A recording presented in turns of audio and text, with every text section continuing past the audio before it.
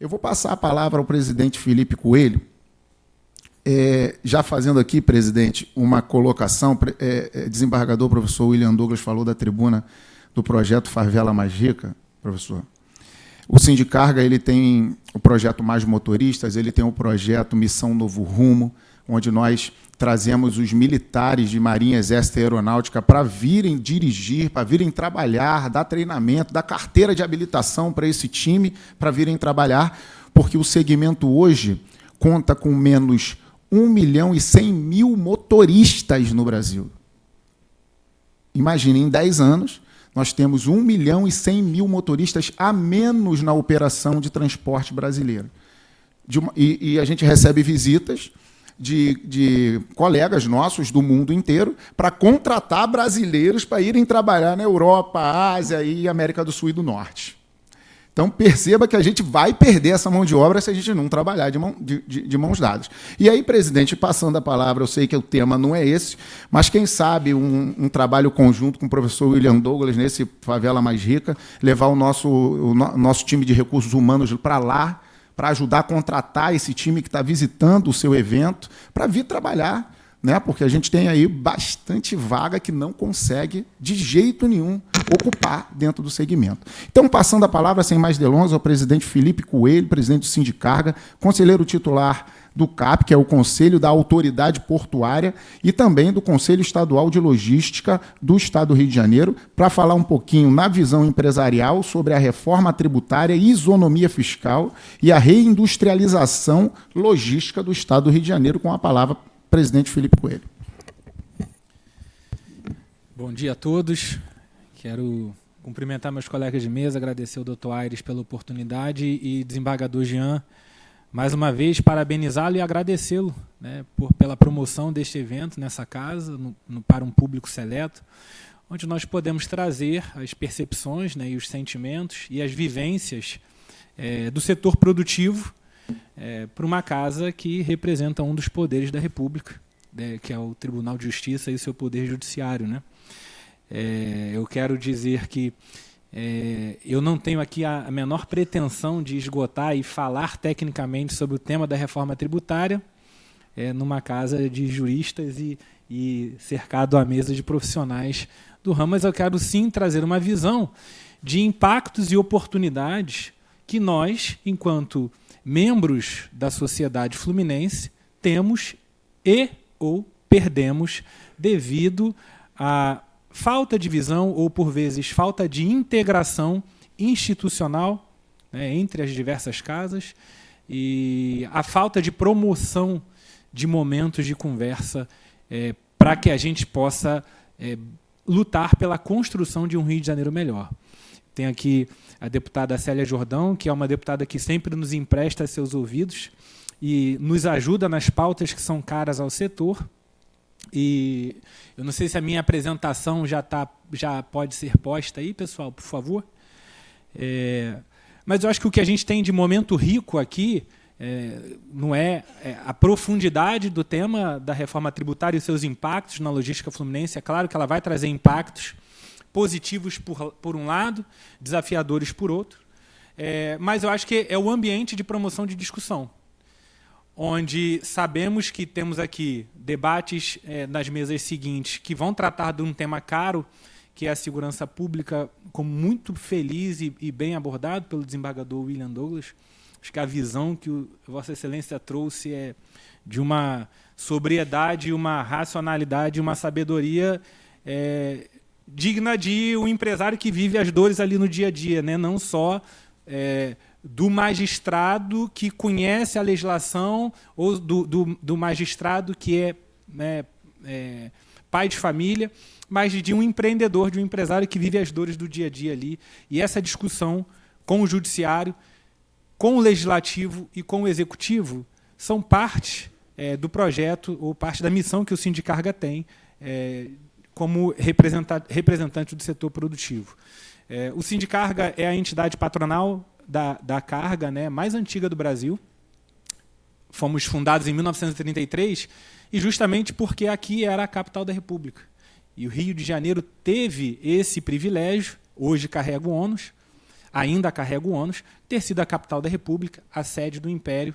E isso nos trouxe benefícios e alguns ônus que a gente ainda carrega. Mas como que hoje, nós, enquanto representante de um poder, aqui nessa casa, representantes de outro poder, como temos aqui nossa deputada Célia, representantes do setor produtivo e demais entidades de classe, como que nós podemos nos unir para mudar essa lente, como o desembargador William Douglas trouxe, e tornar o Rio de Janeiro novamente um lugar de protagonismo, novamente um lugar de relevância, novamente um lugar de admiração. Como é que a gente faz para a gente poder transformar o Rio de Janeiro patinho feio, o Rio de Janeiro da crise moral, política, o Rio de Janeiro da crise na segurança pública, num Rio de Janeiro novamente digno de ser cantado, né, digno de formação cultural, que de fato promova a cultura do nosso Estado e do nosso país. Esse papel ele só é desenvolvido com a união de todos. A união do representante do setor produtivo, com os representantes do Legislativo, com os representantes do Executivo, como aqui temos o secretário Delmir, né, o nosso coronel Corbage, do BOP. Como nós fazemos para colocar o Rio de Janeiro novamente num ritmo e num rumo de correção? E aí eu trago para nós, né, a logística como um vetor de desenvolvimento. E o Dr. William Douglas trouxe essa conexão com muita sabedoria.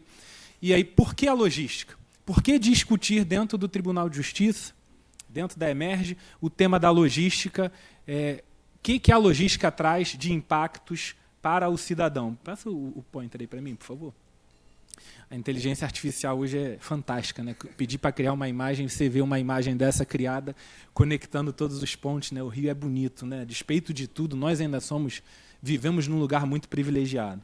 Mas quando a gente fala, né, da logística, e aí temos aqui o ministro Márcio como representante da indústria, por que a logística? A logística é aquele elo que faz a conexão entre todos os demais setores da economia. Nós estamos sentados aqui hoje porque houve um trabalho de logística a ser feito, quer seja para a água chegar, para as cadeiras que nós estamos aqui, né, para os microfones, a estrutura de estacionamento, em tudo passa a logística. Nada acontece sem a logística. Os hospitais, as farmácias, a prestação de serviços, os comércios, os e-commerce, né, que tanto ganharam espaço nos últimos anos, principalmente no período pandêmico e pós-pandêmico. E, dado esse cenário, o Rio de Janeiro tem o privilégio de ter sido abençoado por Deus sob o ponto de vista geográfico. Né? Estamos hoje muito bem posicionados sob o ponto de vista geográfico e, historicamente, desembargador Carlos, temos o fato de termos sido o início do Brasil. O início do Brasil, a sede do Império. Quando o Império veio para cá, trouxe desenvolvimento. E esse desenvolvimento nos deixou, posteriormente, no legado da República, a disponibilidade de equipamentos necessários para que o desenvolvimento aconteça, tal qual o desembargador William Douglas citou, das estradas romanas. O Rio de Janeiro hoje possui aeroporto recém-reconcedido, que é o aeroporto do Galeão, para a AENA. É uma malha logística fundamental para a conexão aeroportuária, e é interessante a gente abordar que, quando a gente fala de logística, transporte de carga na via aérea, menos da metade vem em avião de carga, eles vêm em avião de passageiros, e o Rio de Janeiro, alguns anos atrás, quase perdeu o seu aeroporto do Galeão para voo internacional, porque foram decisões tomadas no âmbito político, no âmbito do executivo, que trouxeram o Galeão a uma quase situação falimentar. Nós temos as ferrovias, e aí um país de dimensão continental como é o Brasil precisa das ferrovias para tornar a logística viável e o custo do Brasil não inviabilizar a competição no cenário global. Temos as rodovias com nossas BR-40, BR-116. Temos o nosso mar, que nos traz a conexão com o globo. Né? E aí, quando a gente olha a junção desses equipamentos com a bênção geográfica de estarmos, né? E aí eu costumo brincar que a gente é um dos vértices do triângulo de ouro da economia brasileira. Nós temos na região sudeste, especialmente São Paulo, Rio de Janeiro e Minas Gerais, um triângulo de ouro. Temos 52% do PIB nacional nessa região. Temos 40% da população, 84 milhões de habitantes vivendo nessa região. E quando a gente olha para a conexão global, olhando, né, entendendo que hoje 80% do que a gente consome nas nossas casas, sob o ponto de vista de eletroeletrônicos, eletroportáteis, isso vem de fora. Infelizmente, fomos desindustrializados, o Brasil e o Rio de Janeiro foi desindustrializado, e tudo acaba vindo de fora do ambiente internacional e da Zona Franca de Manaus. Quando vem da Zona Franca de Manaus, sob o ponto de vista logístico, não faz sentido eu utilizar uma conexão rodoviária, porque vai ser cara, eu faço a conexão via cabotagem. Na conexão via cabotagem eu preciso de porto.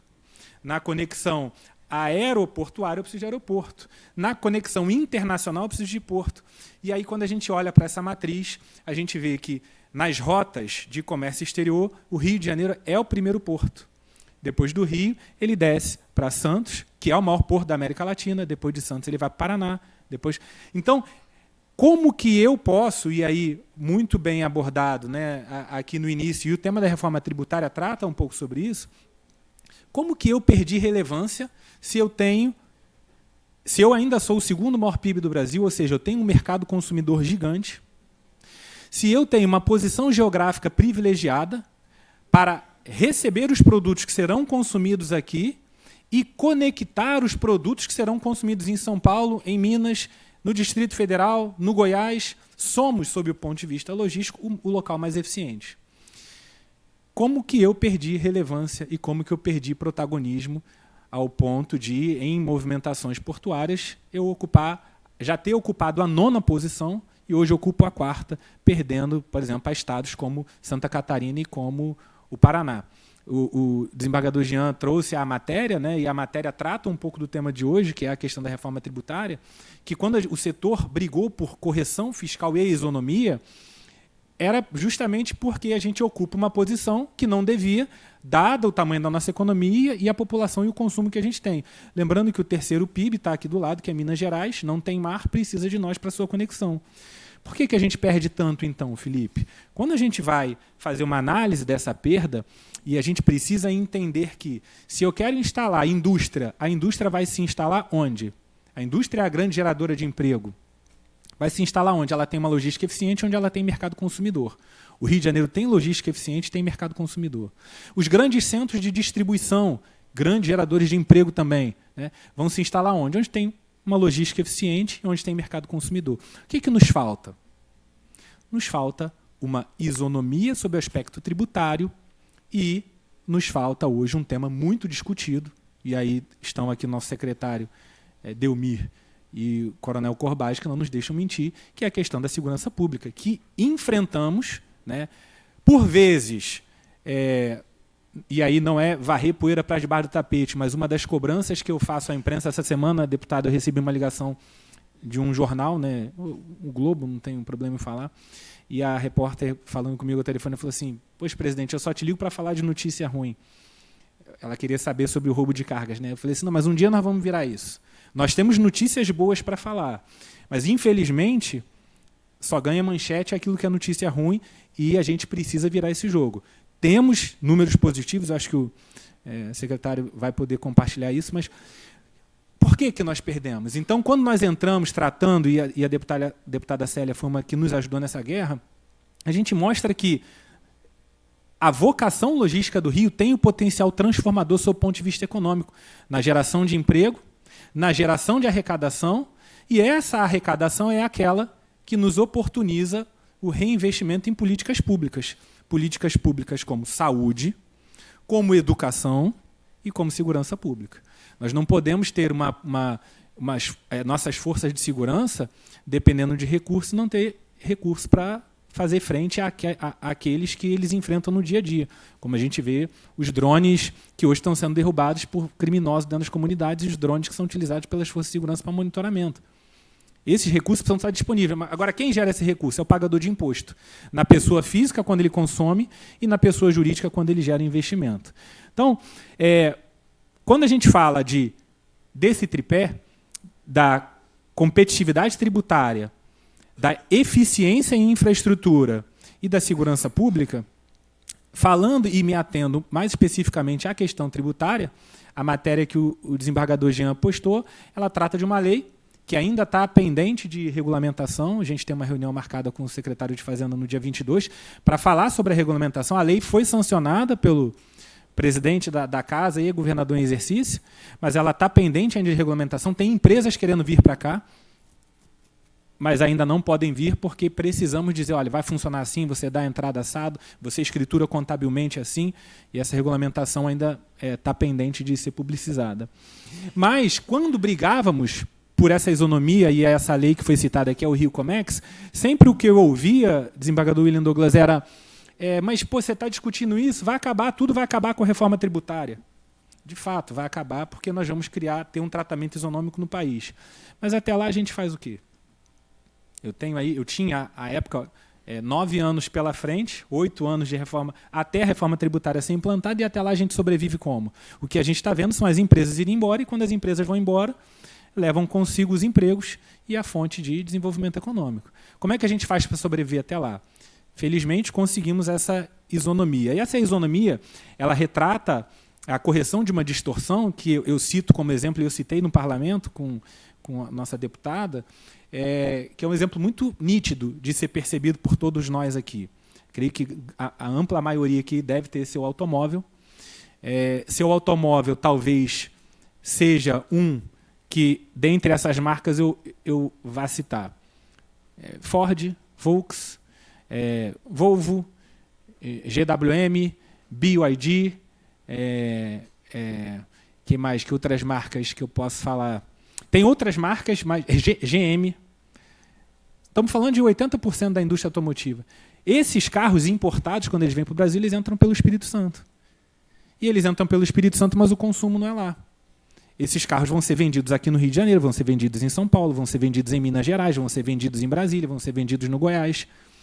Por que o carro, então, entra por lá? Por causa da questão fiscal. Então, a reforma tributária endereça, sim, esse ponto, quando ela trata, mas até lá a gente precisa sobreviver, e essa sobrevivência, nesse aspecto, o Rio Comex nos trouxe. Mas, falando da eficiência, estamos em um ano importante, um ano político, existem ainda tratamentos a serem dados sob o ponto de vista estrutural, uma melhoria na conectividade com os portos, uma melhoria na infraestrutura de distribuição a partir da Avenida Brasil, aumento de capacidade da Avenida Brasil, uma melhoria ou esvaziamento da Avenida Brasil através da Transbaixada. A Band está fazendo um evento que chama Rio de Futuro, que é uma discussão com setores produtivos para ouvir as demandas e criar, a partir dessas demandas, propostas para serem discutidas nos debates com os candidatos e compromissos com os candidatos de implementação. A gente precisa aproveitar esse momento para construir um novo Rio de Janeiro. Nós não podemos aceitar que o Rio de Janeiro continue a ser tratado da forma como ele vem sendo tratado. Porque os nossos empregos são gerados aqui. Eu tenho 3 filhas. Uma já não está aqui, uma está nos Estados Unidos. Eu tenho 2 que ainda estão aqui. Até quando nós, como formadores de opinião, como geradores de emprego, como legisladores, como tomadores de decisão no âmbito judicial, vamos aceitar que o Rio de Janeiro continue a ser tratado da forma como está? Está nas nossas mãos. E um ambiente como esse, desembargador, e que novamente eu agradeço, é um ambiente oportuno para a gente trazer esse tipo de discussão, e essa casa tem uma importância gigante na questão da segurança pública. Então, quando a gente fala, e eu trago um exemplo aqui, alguém já ouviu falar desse município? Tirando a turma do meu setor ali, meu presidente Silvio, meu professor, alguém já ouviu falar desse município? Extrema. Quem já ouviu? Levanta a mão assim para mim, por favor. Quase ninguém. Extrema é um município na divisa de Minas Gerais com São Paulo, e Extrema entendeu que a questão fiscal aliada ao consumo tem potencial de gerar riqueza. Extrema, o que eles têm de bom? Uma rodovia que conecta esse município a São Paulo, uma rodovia muito curta. E lá, pela questão da isonomia fiscal, um tratamento tributário diferenciado, a gente olha números como os que estão aí. Uma população de 59 mil habitantes com 44 mil empregados. Quer dizer, a geração de empregos ela é maior do que a população economicamente ativa. A gente olha para um PIB per capita, se a gente for comparar o PIB per capita de uma cidade que ninguém ouviu falar com o Rio de Janeiro, R$377 mil contra 67 de uma cidade que já foi a capital da República, a sede do Império. que eles enxergaram? Eles enxergaram na logística uma fonte de desenvolvimento econômico para atrair para ali investimentos. Esses investimentos geram seus empregos, esses empregos geram novos impostos que são reinvestidos. E é isso que nós buscamos. A logística é uma fonte de desenvolvimento e ela precisa desse tripé. Isonomia, consumo nós temos, estrutura que nós temos também por nossos portos, aeroportos, ferrovias e rodovias, e segurança pública. Sem esse, nós não conseguimos avançar. E aí, me atendo aqui, tentando, né, para não dizer que eu não falei nada sobre a questão da reforma tributária, mas vou passar rasamente, a gente tem, sim, uma simplificação tributária. Um dos desafios nossos, né, uma simplificação operacional. Hoje nós gastamos uma fortuna para administrar a apuração dos impostos. Isso não é razoável. Nenhum país que se pretenda ser desenvolvido consegue administrar o que a gente administra hoje aqui. Eu estava conversando com um grande operador de marketplace internacional, talvez dos 3 maiores do mundo, e eles mandaram um representante chinês para cá. O chinês, muito preparado, né, eles são muito inteligentes, numa reunião ele virou e falou assim: olha, eu estou voltando para a China, eu estou aqui há 3 meses e não consegui entender a questão tributária de vocês. O consultor que estava do nosso lado tributário virou e falou assim: não fica assim não, eu faço isso há 30 anos e até hoje eu não entendo. Essa reforma vai trazer essa simplificação. Mas ela também traz desafios, e desafios que eu tenho alertado o nosso setor, que são a questão da geração de caixa e uso do imposto como fluxo de caixa. Hoje, né, a partir da decisão se vai ser o split payment, né, quando você vai fazer o recebimento, hoje quando você emite uma nota fiscal, um MDFE, você tem ali toda a carga tributária, aquela carga tributária é paga pelo embarcador, eu como transportador recebo aquele recurso, vou utilizar aquele recurso e no dia 10 ou no dia 20 do mês subsequente eu vou recolher o imposto relativo à minha prestação de serviço do mês anterior. Aquele valor que entra em caixa, ele vira capital de giro. Isso vai deixar de acontecer. Será que todas as empresas estão preparadas para isso? Temos buscado alertar o setor de que não vai mais ser possível, vai precisar precisar haver uma mudança no mindset e na gestão financeira das empresas. Por outro lado, existem empresas que trazem uma competitividade desleal, que além disso, a não realização do efetivo recolhimento, que traz um dano para a sociedade, porque há a sonegação, e traz um dano na competitividade. Então, são desafios que estão postos, né, que nós vamos precisar enfrentar a partir da implantação da reforma. A reforma traz a isonomia, e quando traz a isonomia, o Rio de Janeiro tem tudo a ganhar, porque a tributação vai ser no consumo, e nós somos ainda o 2º maior mercado consumidor do Brasil. Então, o que nós precisamos é olhar todos esses pontos que precisam ser aproveitados, por alguns deles corrigidos ou melhorados, e dentro do tripé a segurança pública não passa diferente. Então, sempre o chamamento, o conclame que eu faço é que nós, como formadores de opinião, desembargador Carlos, tentemos mudar a lente, né? Tirar do Rio de Janeiro a visão que nos é posta hoje, nos é encamisada uma visão de Estado de corrupção, Estado da falta de segurança, Estado do tráfico, das facções criminosas, para um Estado de um povo trabalhador, um Estado de empreendedores, um Estado onde as pessoas acordam cedo para estarem nos pontos de ônibus e buscarem o seu ganha-pão, e um Estado que já representou, né, o Brasil de forma muito brilhante lá fora, e temos todo o potencial de retomar. Então, um momento como esse é um momento ímpar, de privilégio para nós.